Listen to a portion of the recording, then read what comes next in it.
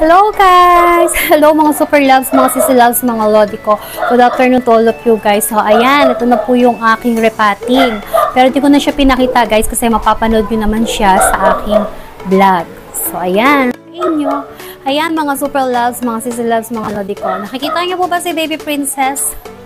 Naka-extra naman po siya sa ating snake plant. So yan po lahat guys. Tapos kanina naglipat din po ko nung red palm. Doon ako nahirapan guys kasi yung ugat po niya sobrang kapal na po. Sobrang lago na po niya. So hindi siya magkasya doon sa binili kong ceramic na paso. So maliit po kasi siya guys. So ito guys, pakita na namin sa inyo guys. Sobrang nakakapagod guys. So ayan guys, dahil kaming dalawa lang ni Princess, sobrang kalat-kalat. Then ito po yung aming pebbles na ginamit. May sumobra pa po kaming ayan, soil.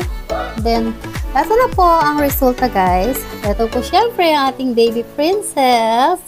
Hello baby princess. Ayan, nagpapahangin po siya. So, ito na po yung ginawa natin guys. Yan na po yung nirefatting natin kanina. And then, ito po yung isa. Ayan. Charan! Okay. Meron din nga po pala akong aloe vera. Ayan ang aking sitangkad. So, ayan guys. Once again. Ayan sila guys. Thank you for watching. Oo nga pala guys.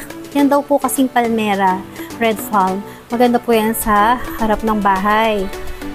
At, eto din po snake plants. Isa po kasi yan sa mga lucky plants po natin guys na nagdadala ng swerte sa atin guys. So ayaw po nila ng palipat-lipat guys. Kaya dyan muna sila sama-sama kasi pag-iisipan ko pa kung saan ko sila ipupwesto. Pero si palmera, si red palm, dyan na rin po siya. Ayan, mga lucky plant natin guys. And of course, ito pong pinaka-lucky natin guys.